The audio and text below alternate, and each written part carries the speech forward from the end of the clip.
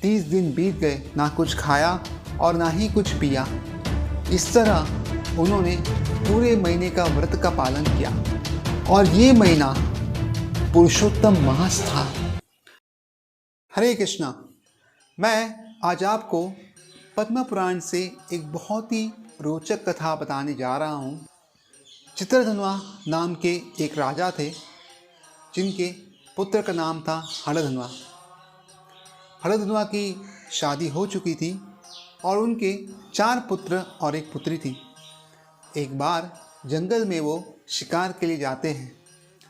शिकार में हिरण के पीछे भागते भागते अपना रास्ता भूल जाते हैं। थके होने के कारण थोड़ा सा जलपान करते हैं और एक पेड़ के नीचे सो जाते हैं। इन राजा को पक्षियों की और जानवरों की भाषा आती थी। उसी पेड़ पे ऊपर एक तोता बैठा होता है और ये तोता बहुत ही मधुर स्वर में एक ही बात दोहराता है। वो कहता है कि इस मनुष्य जन्म में बहुत लोगों ने धन और ऐश्वर्य तो बहुत कमाया, किंतु मनुष्य जन्म का जो अंतिम लक्ष्य है उसे चूक जाते हैं। राजा ये सोच रहा था कि ये तोता क्या कह रहा है, ये तोता कौन है। इसी ख्याल में वो खोया रहता है। कुछ समय के बाद वहाँ पे उनके सैनिक आते हैं और राजा को व्यवस्थित अपने राज्य में लेके जाते हैं। राजा अपने जो नगर है उसमें रहते हैं, किंतु काफ़ी समय तक ये विचार उनके दिमाग में रहता है कि ये तोता कौन था। कुछ समय पश्चात वहाँ पे वाल्मीकि ऋषि आते हैं। वाल्मीकि ऋषि जब राजा को देखते हैं तब वो राजा से पूछते हैं कि कौन सी चिंता आपको खाई जा रही है। तभी ये जो राजा है हरधनुआ, वो अपनी व्यथा कहते हैं। वो कहते हैं कि मैं राज्य तो बहुत अच्छा चलाया, मेरी प्रजा भी बहुत खुश है, किंतु एक बार मैं जंगल में गया था और वहाँ पे एक तोते ने मुझे ऐसा कहा कि इस दुनिया में लोग बहुत धन और ऐश्वर्य कमाते हैं, किंतु मनुष्य जन्म का अंतिम लक्ष्य भूल जाते हैं।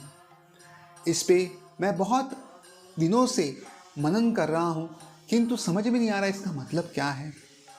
वाल्मीकि जी अपनी नेत्र बंद करके ध्यान में चले जाते हैं।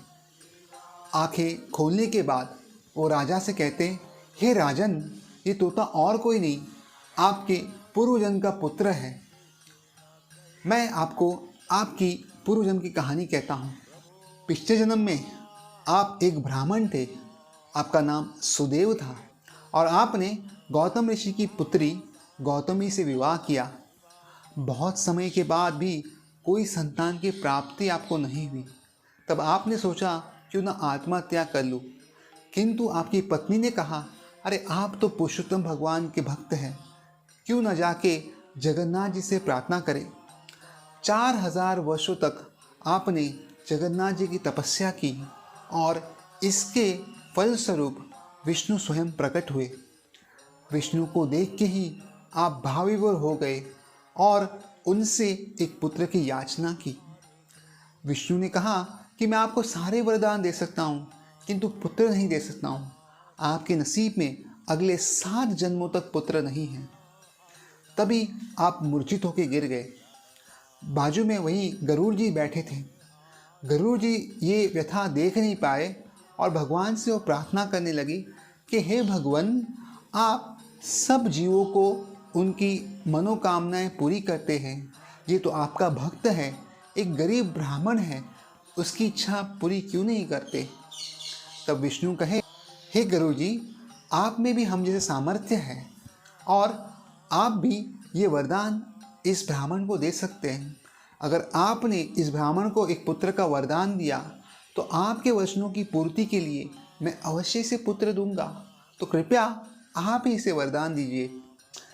सुदेव जी जब मूर्छित अवस्था से वापस आते हैं तभी गरुड़ जी उनको कहते हैं कि मैंने विष्णु से बात कर ली है, आपको जल्दी एक पुत्र की प्राप्ति होगी। तभी सुखदेव जी बहुत प्रसन्न होते हैं। कुछ समय के बाद उनकी पत्नी गौतमी गर्भवती होती है और एक बहुत ही अच्छे संतान का जन्म होता है। अपने संतान का नाम सुखदेव रखते हैं। सुखदेव बचपन से ही बहुत ही धर्मिष्ठ, बहुत ही आज्ञाकारी पुत्र होता है। एक दिन उनके घर पे देवल ऋषि आते हैं। अगर आपको पता होगा, भगवद्गीता के 10वें अध्याय में अर्जुन 12वें-13 श्लोक में बोलते हैं, आसित देवल नारद।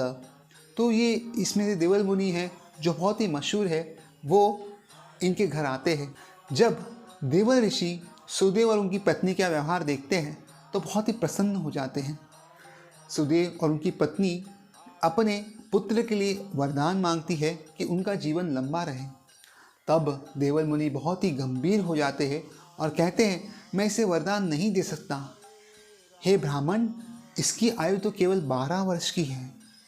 तब दोनों माता पिता एकदम अचंभित रह जाते हैं, किंतु क्या करें, समय बीतता है।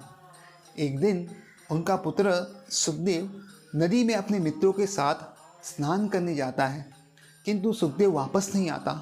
सारे मित्र ब्राह्मण के घर पे आते हैं और कहते हैं कि आपका पुत्र की मृत्यु हो गई। सुखदेव और उनकी पत्नी बहुत व्यथित हो जाते हैं, तुरंत नदी की ओर जाते हैं। वहाँ पे अपने पुत्र की जो लाश है उसको देखते हैं।